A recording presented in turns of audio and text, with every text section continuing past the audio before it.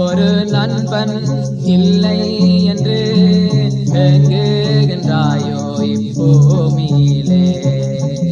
உனக்கொரு நண்பன் இல்லை என்று ஏங்குகின்றாயோ இப்பூமியிலே?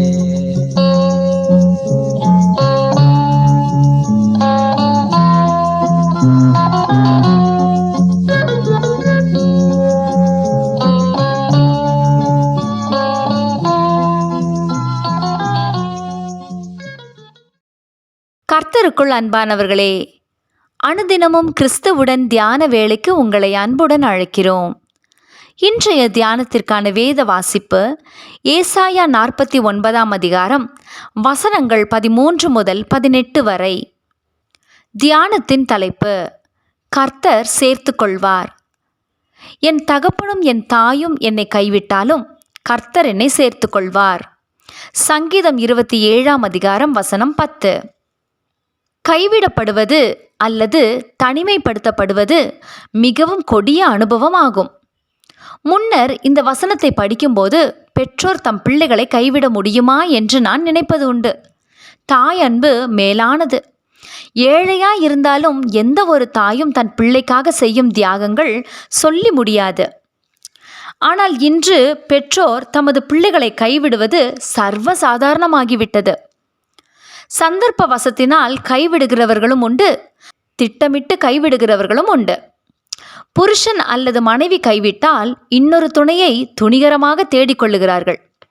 சிலர் ஆறுதலுக்காக பெற்றோரை நாடி ஓடுகின்றனர். பெற்றோரே கைவிட்டால் இன்னொரு பெற்றோரை சம்பாதிக்க முடியுமா?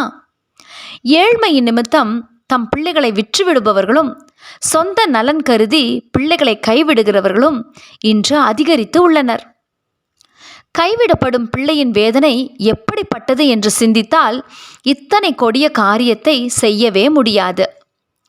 நமது ஆவிக்குரிய ஜீவியத்திலும் கூட கைவிடப்படும் நிலைமைகள் ஏற்படலாம்.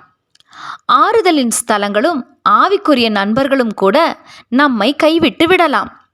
நமக்காக ஜெபிக்கவோ ஆறுதல் கூறவோ எவரும் இல்லாத தனிமை உண்டாகலாம்.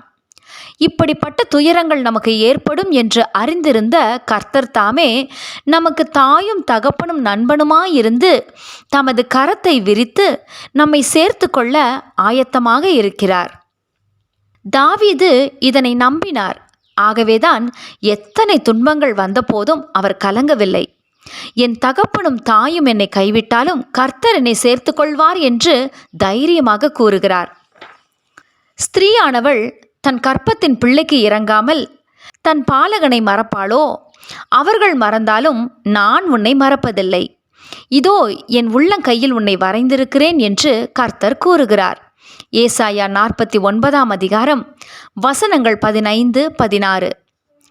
தேவ பிள்ளையே, கர்த்தர் உன்னை கைவிட மாட்டார் என்பதை நீ உறுதியாய் நம்பும் வரையிலும் உன் தனிமை உன்னை விட்டு விலகாது. கைவிடப்பட்டதாக தோன்றும் போதெல்லாம் கர்த்தர் தமது உள்ளங்கையை விரித்து உன்னை காண்பதை நீ உன் விசுவாச கண்களால் காண வேண்டும். உலக பெற்றோர் நம்மை விட்டு மரித்து போகலாம். ஆனால் கர்த்தரோ நித்தியமாய் தம்மிடமாய் நம்மை சேர்த்து கொள்ள ஆயத்தமாக இருக்கிறார். ஜெபம் செய்வோமா? எங்களை கைவிடாத நேசரே, எவ்வித தனிமை நேரிட்டாலும் எங்களுக்கு நீர் இருக்கிறீர் என்னும் நிச்சயத்துக்குள் இன்று எங்களை வழிநடத்தியதற்காய் ஸ்தோத்திரம். இனி நாங்கள் கலங்காமல் இருக்க உமது அருள் தாரும். ஆமேன்.